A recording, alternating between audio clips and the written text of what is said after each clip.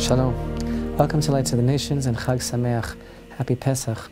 Pesach is upon us, and the central component of Passover is the Korban Pesach, the Passover offering. Just as it's the concept of the offerings in the Holy Temple are the central component of the book of Vayikra, which we have also now just begun, just as the book of Vayikra itself is the center of the Torah, and just as the Holy Temple itself is the central arena for a human being addressing his humanity and subjugating his animal nature.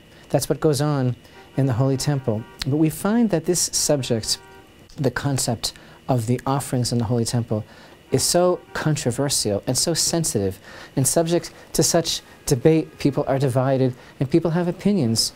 And of course, everyone can have opinions, but the agenda of the Jewish people was really set already at Mount Sinai. The mouth of the Holy One, blessed be He Himself, gave us that mission, which is unchangeable.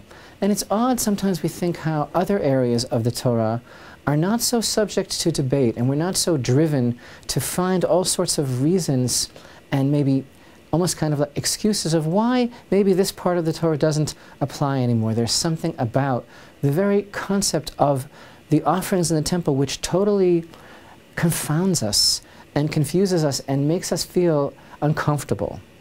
And that's really what we're trying to understand, and we are beginning to understand that that's because that's exactly what it's supposed to do. And that's really the role of the Jewish people in the world. We are supposed to be confronting the world and showing the world that the ideals and the values that are being pursued are not really what Hashem had in mind at all. And so we have to go through that ourselves as well. When Israel left Egypt, this was the challenge. The challenge was to rise above the norm, the conformity of the time, the paganity, and everything else that was going on, and make a statement that there is hope for all of humanity. Passover is upon us.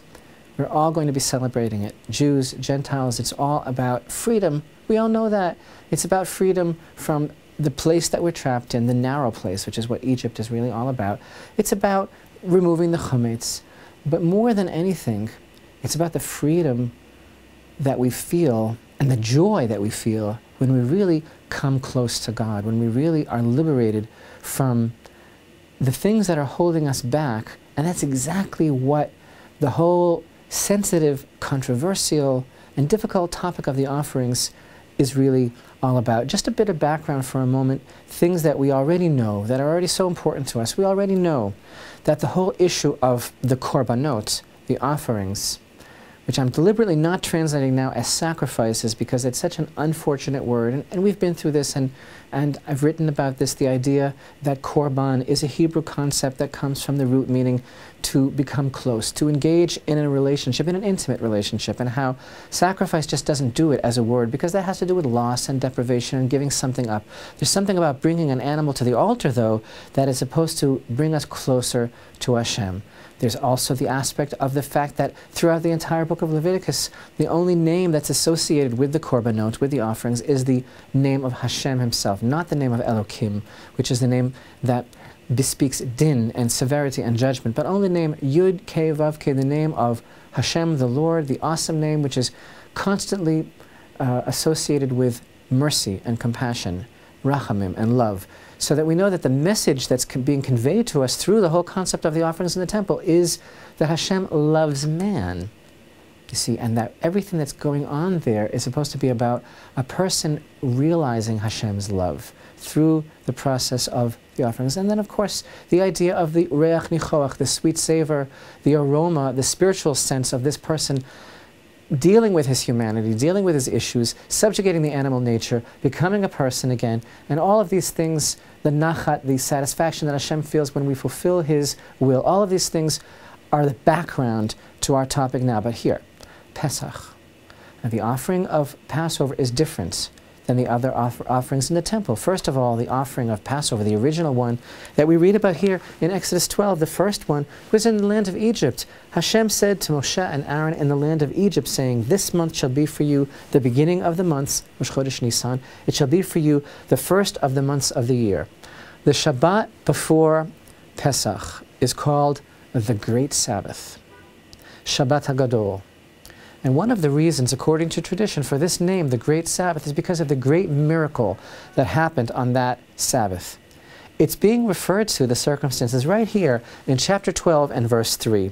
Speak to the entire assembly of Israel, saying, on the 10th of the month, they shall take for themselves each man a lamb or kid for each father's house, a lamb or kid for the household.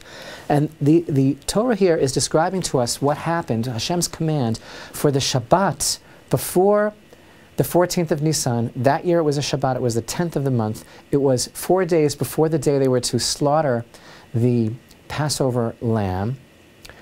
And what happened was, the Israelites were commanded to take a lamb, which was one of the gods of ancient Egypt, and to take it into the house before the eyes of the entire nation of Egypt, who were their taskmasters and who were their oppressors. But the tide was already turning. There was already a feeling in the air after the plagues, and the plagues were not yet over, but in the midst of the plagues, that Hashem was manifest and that something was going on. And now Hashem is commanding the children of Israel, take this lamb, which is the Egyptian god, take it into the house and let it be known that it's going to be slaughtered by you. Well, you would think in a place like Egypt, where the Midrash tells us that not one slave ever escaped from Egypt until the children of Israel left with a high hand of Hashem. It was like a fortress, and the oppression and the cruelty and the mastery of the Egyptians was supreme, but yet the Egyptians found themselves to be dumbstruck and hapless and without recourse, while before their very eyes the children of Israel took their God into the house and said, well, we're going to be keeping the sheep here for a few days until the 14th. The 14th is the day that Hashem commanded us to slaughter the lamb. And what did they do with the lamb? They tied it to the bedpost. This is what our sages teach us. They tied it to the bedpost. And there it was for 4 days in the house. And what is gained by this? What is this incredible imagery that we're learning? That the children of Israel took that sheep into the house and tied it there and left it there for 4 days, tied to the bedpost. It's so beautiful. I'll tell you what it is. It's about the Jewish people breaking their own comfort zone. Because it's only when we can break our own comfort zone that we can then break the comfort zone of the whole world, which is exactly what we're supposed to do all the time. That's what it really means to be a light to the nations. That's what we're really supposed to be doing in this world. We're supposed to be challenging everyone's comfort zone to realize it doesn't matter how you feel. It doesn't matter what your opinion is. It doesn't matter what you think would be a better scenario. What matters is what Hashem's plan is. That's our job. But it's not such an easy thing to do, and we weren't so comfortable with it either. Because what is a greater area of security than your own bed? Come home at the end of the day, all you want to do is relax, right? Take the phone off the hook. It's been a hard day, but you're safe. It's your own inner sanctum. They had to take the God of the Egyptians and they had to tie it to their own bedpost. There's no escape. I have nowhere else to go but my own room. I can always hide under the covers in my own bed, maybe under the bed, but no, that's exactly where Hashem said to tie the lamb. So, there's the message. We're taking the lamb into the house and tying it there and making a clear statement to Egypt that it used to go like that, but now everything is going to be different. Now there's a new kid on the block. Israel is here. We're about to leave. We're about to go just debuting into the world with this message. Has the world changed all that much since then? Think about it. Maybe we're used to thinking about idolatry in a certain kind of definition of idolatry we have. Maybe we're thinking that the Egyptians worship the lamb like umpa, bowing down to the lamb, whatever it is that they would do. But the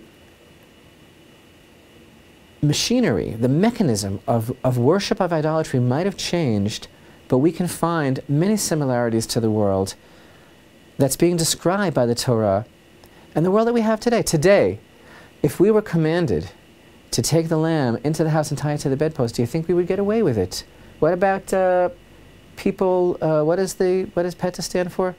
People for the, help me out here. PETA is people for, ethical treatment of animals, PETA, right? People for the ethical treatment of animals would come and they would make a very, very big issue about this.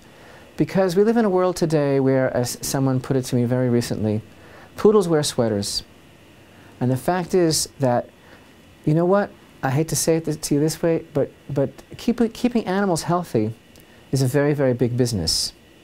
Keeping people sick is also a very, very big business. And we live in a world today where there is such a blurring of the dignity of man. And this is exactly what would happen, I assure you, if we would take the lamb and tie it to the bedpost. There would be an outcry from people for the ethical treatment of animals.